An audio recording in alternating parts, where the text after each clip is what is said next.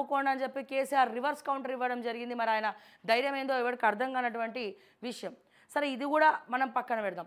మరో పక్క ఈ రేవంత్ రెడ్డి గారు డబల్ బెడ్రూమ్ ఇల్లు కట్టిస్తాం, జైల్లో గది ఇది అని ఏదో మాట్లాడుతూ అందరికి కూడా తెలుసు.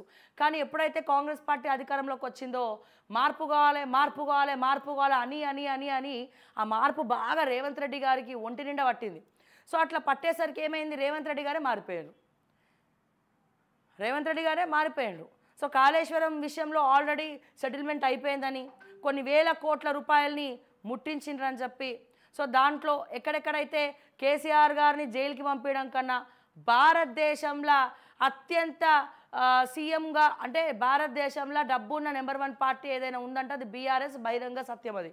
సో ఈయన జైలుకి పంపిస్తే మాకేమొస్తుందిరా నాయన, ఈ బ్లాక్మెయిల్ రాజకీయాలు చేసేసి ఆయన దగ్గర ఉన్నటువంటి కొన్ని ఆస్తుల్లో ఎంతో కొంత షేరో లేకపోతే ఎంతో అంత రాయించుకొని ఇట్లా చేతులు దులుపుకోవచ్చు. ఇప్పుడు మనకి అధికారం పైసలు కావాలి, అక్కడ కూడా పంపించాలి, ఇక్కడ కూడా నడపాలంటే మనకు కావాలి.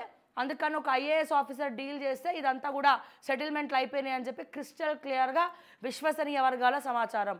అందుకే ఫోన్ ట్యాపింగ్ వ్యవహారం సరే, ఎలక్షన్ అన్నారు, రిజల్ట్ అన్నారు, గాడిది గుడ్డ అన్నారు, బందర్ లడ్డు అన్నారు, అవన్నీ కూడా అయిపోయినాయి. ఇప్పుడు ఆ ప్రభాకర్ రావు ఏడున్నాడు, ప్రభాకర్ రావుని పట్టుకుర్రా, ఇన్ని రోజులు పట్టుకోలే.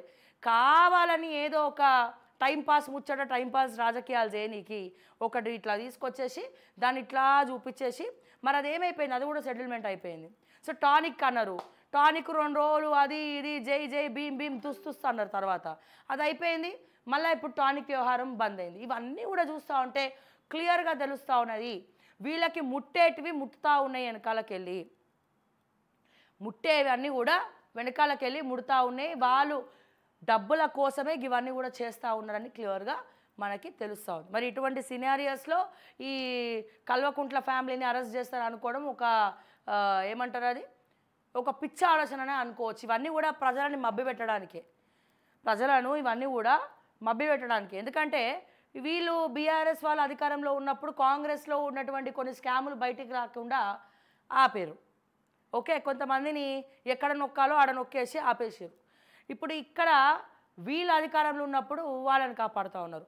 రాజకీయ నాయకులు అందరు గంతేనండి. సో మరి ఏ రకంగా చూడొచ్చు ఇవన్నీ డెసిషన్స్ అనేది కూడా మనం కొన్ని రోజులు వెయిట్ చేస్తే మనకు కూడా తెలుస్తుంది. చూద్దాం మరి ఏం జరగబోతుంది అనేది.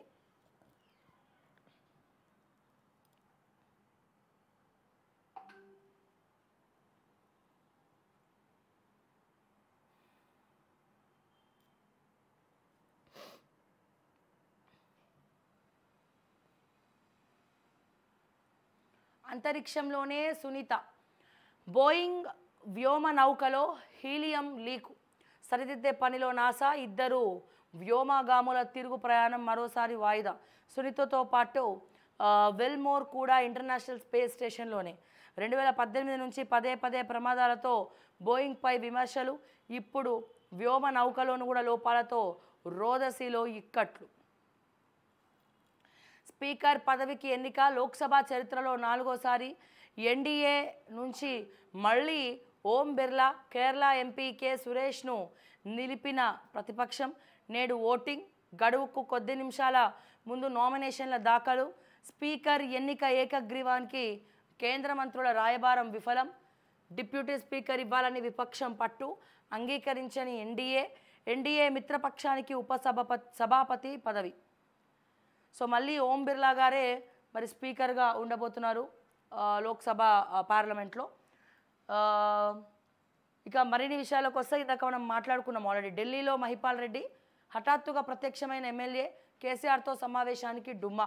ఆయన పార్టీ మారుతున్నారని ప్రచారం, కోర్టు పని మీదే ఢిల్లీకి అంటూ వివరణ. ఈయన ఏ పార్టీలకు పోతే ఆ పార్టీకే దరిద్రం పట్టుకుంటుంది ఇక డైరెక్ట్ చెప్పాలంటే. విపక్ష నేత రాహుల్, ప్రొటెం స్పీకర్కు సోనియా లేఖ ఆమోదం. 10 ఏళ్ల తర్వాత లోక్సభలో ప్రతిపక్ష నేత, 16 రోజుల యోచన తర్వాత రాహుల్ ఓకే. విపక్ష నేతకు కీలక పార్లమెంటరీ అధికారాలు, ఎన్నికల కమిషనర్లు, సమాచార కమిషన్, సిబిఐ విజిలెన్స్ చీఫ్ నియామకాల్లో పాత్ర. లోక్సభలో మంగళవారం రాజ్యాంగ ప్రతితో ఎంపీగా ప్రమాణ స్వీకారం చేస్తున్న రాహుల్ గాంధీ అయితే నిన్న అక్బరుద్దీన్ ఓవైసీ ఎంపీగా ప్రమాణం చేస్తూ కీలక వ్యాఖ్యలు చేసి